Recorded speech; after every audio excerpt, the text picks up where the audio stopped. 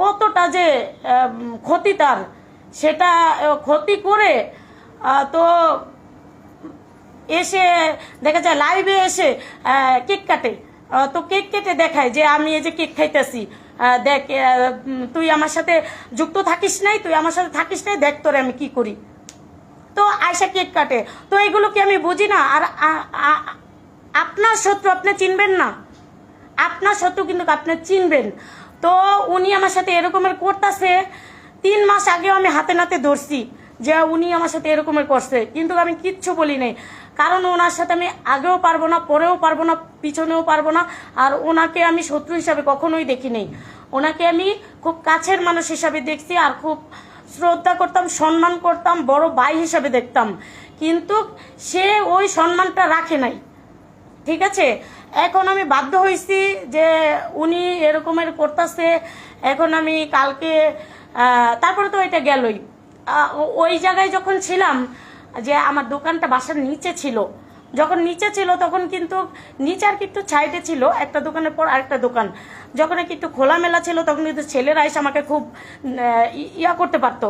আর কি এমন মানুষ লাগাইছে, তাদেরকে দেখলে আপনার কেন না ভয় হবে, এমন ডেঞ্জারাস মানুষ লাগাই দিছে আমার পিছনে। তো আমি খুবই আতঙ্কে থাকি। আমি বললাম তো একদিনের ভিতরে আমি চলে আসছি, আমি জায়গা ছেড়ে। তারপরে ওখান থেকে তো আসলামই। আসার পরে আমি যখন নাকি একটা বাসায়, আমি আমার বাচ্চা কাচ্চা, আমার হাজবেন্ড সবাইকে নিয়ে যখন বাসায় আমি একটা রুমে ছোটোখাটো ভাবে, যে অনেক আপুরা আমার সেবাটা পছন্দ করে, আমাকে পছন্দ করে, আমার ক্রিম বা আমার প্রোডাক্টসগুলো পছন্দ করে দেখেই আমি তাদের জন্য অনেকে দেখা করতে চায়, আমার সেবা নিতে চায় আমার হাতে। তখন আমি ছোট্ট করে আমি 3-4টা রুম নিয়ে থাকি। তো আমি একটা রুমে আমি ওই ছোটোখাটো একটা পার্লার রাখি। তো ওখানে যখন আমার দীর্ঘ বিশ্বাস উনি ছাড়া এগুলো কাজ কেউ করে না, আর এগুলো কাজ করার সাহস কারো হবেই না। আর উনি ভালোভাবে খেলতেছে, এমনভাবে খেলতেছে ওনার খেলার সাথে কেউ ধরতে পারবে না। আর উনি চাচ্ছে যে কিছু ছোট ছোট মানুষকে দিয়ে আমার পিছনে লাগাইয়া আমাকে একদম শেষ করে দিবে। কিন্তু আমি চাচ্ছি যে যে ছোট ছোট মানুষগুলো আমার পিছনে লাগতেছ, শোনো, আমি কিন্তু ডাইরেক্ট আমি কোর্টে যেয়ে তোমাদের নামে মামলা দিতাম। আমি কিন্তু হাতে নাতে ধরছি 2-1 জন, আমার কাছে কিছু ডকুমেন্টস আছে, আমি দেখিয়ে দিব ভিডিওতে। তো আমি হাতে নাতে কিছু ধরেছি। তো আমি কিন্তু কোর্টে যেয়ে তোমাদের নামে মামলা করতে পারতাম। আমি বলতেছি তোমাদেরকে সতর্ক বার্তা দিচ্ছি যে তোমরা এইভাবে যে লেগে আছো আমার পিছনে, এগুলো কিন্তু ঠিক না।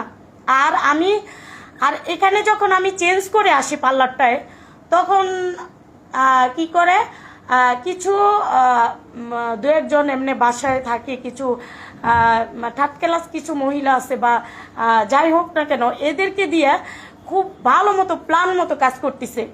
আমার সাথে কেউ যদি লাগতে আসে, কেউ যদি করতে আসে, তার সে তো 10 বার চিন্তা করবে। কারণ আমি আমার সাথে কেউ কিছু বললে আমি ভিডিও করে বা অন্য কিছু বলে সাথে সাথে আমি বলে দিই। আর আমি এই জিনিসটা ধামাচাপা কেন দিয়েছি, যে থাক, এটা ধামাচাপাই থাক, এটা আমার দরকার নাই এত দূর পর্যন্ত যাওয়ার।